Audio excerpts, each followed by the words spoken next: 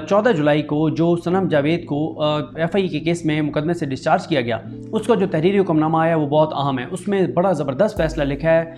जो judicial magistrate हैं मलिक मोहम्मद इमरान साहब ने, जो ड्यूटी जाई थे। उन्होंने सनम जावेद को पीका के तहत इस FIR में, इस मुकदमे से डिस्चार्ज करते हुए कहा है कि जो सनम जावेद पर इल्ज़ामात हैं वो फजूल और बेबुनियाद हैं, और उन्होंने हुक्म दिया कि अगर सनम जावेद किसी और मुकदमे में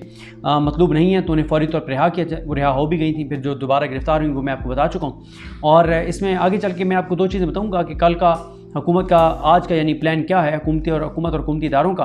और साथ इस पर भी बात करेंगे कि मियां अली इशफाक साहब पर जो तनकीद हो रही है उनके हवाले से भी चीज़ें मैं आपके सामने रखूँगा। इसमें जो मलिक मोहम्मद इमरान साहब हैं, उन्होंने जो इनकी दरख्वास्त थी जिस्मानी रिमांड की FI की जानिब से, उस पर कानूनी और तकनीकी एतराज़ात उठाते हुए उन्होंने कहा है कि जो सनम जावेद के ख़िलाफ़ FIR है ये मुबहम है, और उन्होंने ये भी कहा है कि जो FIR है वो गैर मजाज शख्स की शिकायत पर दर्ज हुई और FIR में वक़ूआ के वक्त और तारीख़ का कोई जिक्र नहीं, जबकि कानून के मुताबिक हक़ के दिफा तैयार करने के लिए मुलजिम को मालूम होना चाहिए कि मुबैना जुर्म का इर्तिकाब किस वक्त और किस तारीख़ को हुआ। और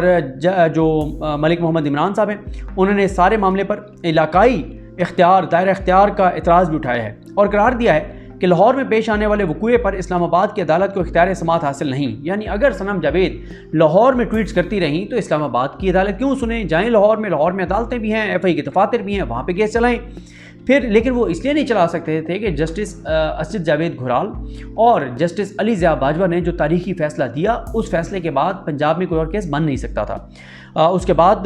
जुडिशल मजिस्ट्रेट मलिक मोहम्मद इमरान ने सनम जावेद के ख़िलाफ़ रियासती इदारों और पाकिस्तान आर्मी के ख़िलाफ़ लोगों को उकसाने और झूठा बयानिया बनाने के इल्ज़ामात की जो असलियत है उस पर सवालात उठाते हुए करार दिया कि FIA cyber crime reporting centre की तरफ से दर्ज FIR 2024 की है, जबकि सनम जावेद बनाम स्पेशल जज गुजरांवाला क्रिमिनल रिव्यू पिटीशन में लाहौर हाई कोर्ट के फैसले के मुताबिक सनम जावेद का mobile phone police station survey road Lahore के कब्ज़े में है। यानी वो तो पहले से ये कहते हैं कि हमने मोबाइल रिकवर करना है, हमने सनम जावेद का ट्विटर रिकवर करना है। भाई मोबाइल आपके पास, पुलिस के पास ट्विटर अकाउंट उसमें खुला हुआ है और 10 मई के बाद से उसके पास मोबाइल नहीं है तो उस ट्विटर इस्तेमाल नहीं कर रही, तो अब आप उसके ऊपर ये केस बना रहे, बोगस केस। और जज साहब लिखते हैं कि 10 मई 2023 से सनम जावेद पाबंद सलासिल है। उन्होंने हुक्मनामे में लिखा है कि FIR नंबर 167/24 में सनम जावेद पर ट्विटर के ज़रिए रियासती इदारों और फ़ौज पाकिस्तान के ख़िलाफ़ झूठ फैलाने, झूठा बयानिया बनाने और रियासत मुखालिफ सरगर्मियों की तौसीफ़ करने का इल्ज़ाम आयद किया गया है। ये भी इल्ज़ाम है कि अवाम को तशद्दुद और दहशतगर्दी पर उकसाया जा रहा है, यानी सनम जावेद की जानिब से अवाम को तशद्दुद और दहशतगर्दी पर उकसाया जा रहा है, जबकि धौंस के ज़रिए आम अवाम, रियासती इदारों और फ़ौजी अफसरान में खौफ, अफरा तफरी और अदम तहफ़्फ़ुज़ का माहौल पैदा किया जा रहा है। फैसले में जज मलिक मोहम्मद इमरान कहते हैं कि किसी भी इर्तिकाब जुर्म में वक़ूआ के वक्त और तारीख़ इंतहाई अहमियत का हामिल है, क्योंकि कानून के तकाज़े पूरे करने के लिए ज़रूरी है कि फ़र्द जुर्म आयद करने के लिए मुलजिम को जो मवाद दिया जाए उनमें वक़ूआ का वक्त और तारीख़ वाज़ेह हो, ताकि वो जवाब में अपना दिफा तैयार कर सके। लेकिन ज़ेरे गौर मामले में इंतहाई समझदारी के साथ FIR में वक़ूए का वक्त और तारीख़ गायब है। ज़ाहिर है वो कह रहे हैं कि अगर कोई जुर्म उसने किया है, लिखें कि इस तारीख को इतने बजे ट्वीट किया, फिर ये जुर्म हुआ, ये हुआ, ये हुआ, ये हुआ, बताएं कौन लोग उससे मुश्तइल हुए, दहशतगर्दी के कितने वाक़यात हुए, उसके नतीजे में कोई चीज़ वो कहते हैं आपने FIR में नहीं लिखी, सारी बोगस FIR, मुबहम FIR, कोई उसमें हकीकत नहीं है। फिर वो कहते हैं कि FIR के मुताबिक जो वाक़या है वो साल 2023 का है। वक्त और तारीख की अहमियत इसलिए भी है क्योंकि इससे ये मफरूज़ा अखज़ होता है कि FIR के इंदराज से पहले इंक्वायरी भी हुई या नहीं हुई। इंक्वायरी अफसर शहरोज़ रियाज़ की पेश करदा दस्तावेज़ात के मुताबिक इंक्वायरी इस बारे में खामोश है कि सनम जावेद की इश्तियाल अंगेजियों से कहाँ और कितने अफराद मुतासिर हुए,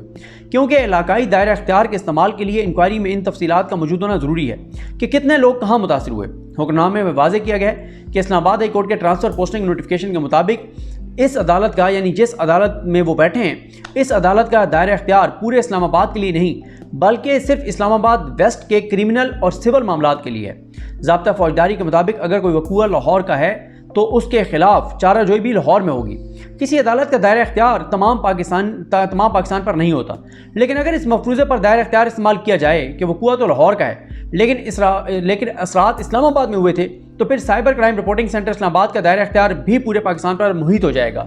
لیکن قانون ہرگز اس کی اجازت نہیں دیتا۔ مزید کہا گیا کہ اس بارے یقین سے کچھ نہیں کہا جا سکتا کہ صنم جاوید 10 مئی 2023 سے موبائل فون استعمال کر رہی ہے، کیونکہ 10 جولائی 2024 کے لاہور ہائی کورٹ کے فیصلے میں اخذ کردہ حقائق کے مطابق صنم جاوید کا موبائل فون پولیس کے قبضے میں ہے اور وہ 10 مئی 2023 سے جیل میں بند ہے۔ لیکن اگر یہ دعویٰ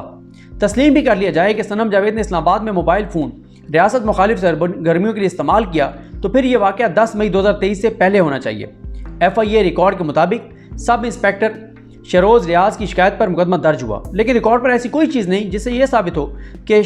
شہروز ریاض کو متعلقہ اداروں یا پاکستان آرمی نے اپنا نمائندہ مقرر کیا ہو۔ یعنی اگر وہ کہہ رہے ہیں کہ فوج کو بڑا نقصان ہوا، فوج کے علاوہ اس نے یہ کیا، فوج کے اندر بڑی ڈسٹربنس ہوئی، تو فوج کو پھر چاہیے تھا کہ وہ ان کو اتھارٹی دیتے کہ آپ ہماری طرف سے مدعی بنیں شہروز ریاض صاحب کو، لیکن وہ کہہ رہے ہیں کہ وہ بالکل آرمی نے ان کو اپنا نمائندہ مقرر نہیں کیا۔ شکایت کنندہ جو شہروز ریاض ہیں نہ تو مجاز ہے نہ وقوع کا متاثرہ شخص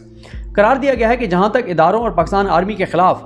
یہ کہا گیا کہ فضول بیانیہ بنایا گیا ہے اور فضول بیانیہ بنانے کا الزام ہے، تو بذات خود یہ الزام فضول اور بے بنیاد ہے، کیونکہ اگر دیکھا جائے تو اداروں اور پاکستان آرمی کے لیے عوام کے دل میں موجود عزت و محبت ہر چیز پر مقدم ہے۔ لیکن اگر الزام کو درست بھی مانا جائے تو عزت و محبت کو جھوٹی کہانیوں اور بیانیوں سے کمزور نہیں کیا جا سکتا۔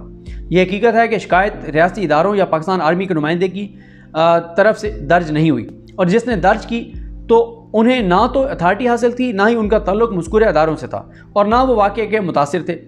FIR کی تفصیلات اور تفتیشی افسر کے ساتھ دستیاب ریکارڈ سے یہ ثابت نہیں ہو سکا کہ کوئی جرم ہوا ہو۔ جسمانی ریمانڈ کی درخواست مسترد کی جاتی ہے اور صنم جاوید کو الزامات سے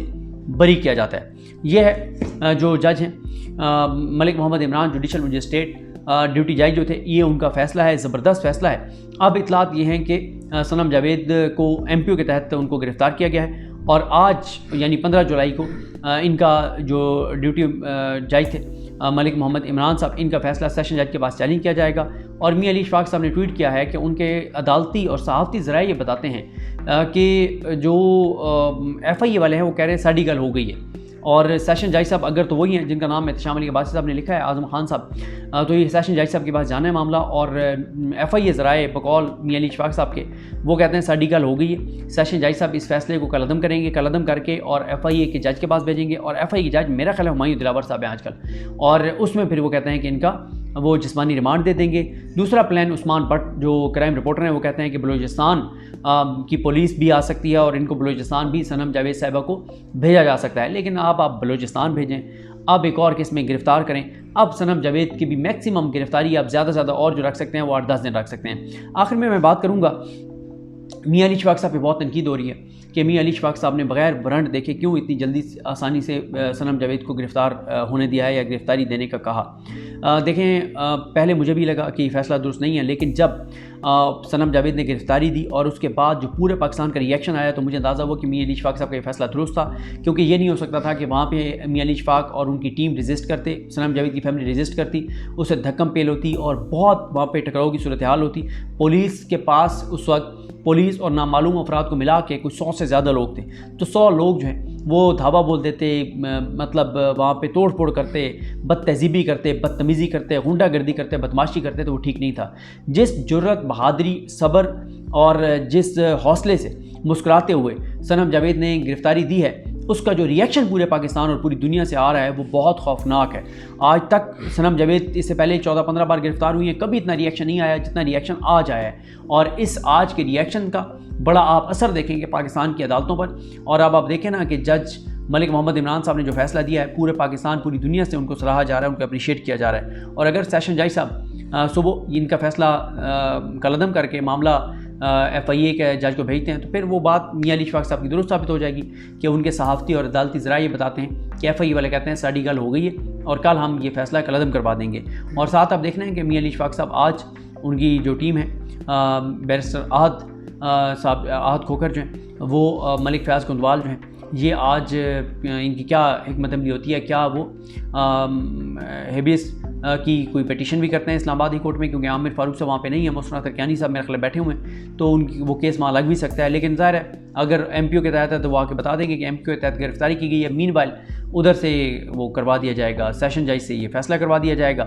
اور پھر ایک مسئلہ یہ بھی ہے کہ آج ورکنگ ڈے ہے، پھر آگے منگل کو جو ہے وہ 2 چھٹیاں ہیں اور پھر معاملہ جمعرات تک چلا جائے گا. تو دیکھتے ہیں جی، آج جو بھی اپڈیٹ ہوگی وہ آپ کو بتائیں گے. لیکن میاں علی اشفاق صاحب کے حوالے سے میں نے آپ کو بتا دیا کہ ان کا فیصلہ بالکل ٹھیک تھا، اور صنم جاوید کی فیملی نے بھی یہی کیا کہ ہم نے رجسٹ نہیں کرنا، ہم نے گرفتاری دینی ہے. اور یہ جو ہے کہ وہ میاں علی اشفاق صاحب وہاں سے لے کے نکلے تھے تو سیدھے کے پی کے چلے جاتے. ذرا تصور کریں اگر وہ کے پی کے چلے جاتے تو اب پورے ملک میں کیا باتیں ہو رہی ہوتی ہیں. بھاگ گئی 14 مہینے، حالانکہ انہوں نے بھگتا 14 مہینے، تو الزام لگ رہے ہوتے. لیکن جس طرح سے صنم جاوید نے گرفتاری دی ہے، اس سے گرفتار کرنے والے بھاگتے پھر رہے تھے اور وہ ان کے پیچھے بھاگ رہی تھی کہ آؤ مجھے گرفتار کرو، اور وہ چھپتے پھر رہے تھے گرفتار کرنے والے. تو یہ فیصلہ میاں علی اشفاق صاحب کا بالکل درست تھا، اور یہ صرف ان کا نہیں فیصلہ تھا، صنم جاوید کی فیملی کا بھی تھا. اور اس وقت اور کیا کرتے؟ کیا کوئی دیوار پھلانگ کے وہ نکلنے کی کوشش کرتی صنم جاوید، یا وہاں پولیس کے اوپر کو حملہ کر دیتے؟ اسلحہ تو تھا نہیں. تو اس لیے میرا خیال ہے یہ درست فیصلہ تھا. اور میاں علی اشفاق صاحب کا یہ میں نے آپ کو بتا دیا، ان کے حوالے سے میں نے آپ کو تفصیل بتا دیا کہ یہ فیصلہ صرف میاں علی اشفاق کا نہیں تھا، صنم جاوید کی فیملی کا بھی تھا کہ ہم نے کوئی ریاست کے ساتھ ٹکرانا نہیں ہے. جو بھی ظلم ہو رہا ہے ہم نے اس کو سہنا ہے، اور ہم نے اس کے اوپر تحمل سے آگے بڑھنا ہے، بہادری کے ساتھ آگے بڑھنا ہے. ہم نے اپنے حوصلے نہیں ٹوٹنے دینے. صنم جاوید کے والد ہوں، والدہ ہوں، ان کے ہسبینڈ ہوں، سب بہادری کے ساتھ اس ساری چیز کو فیس کر رہے ہیں، اور ہر آنے والے دن کے ساتھ ان سب کی عزت احترام میں اضافہ ہو رہا ہے. اور جو یہ کیسز بنانے والے ہیں وہ کمزور سے کمزور تر ہوتے چلے جا رہے ہیں. مجھے اپنی دعا میں یاد رکھیں. الکریم صاحب کا حامی ناصر. اللہ حافظ.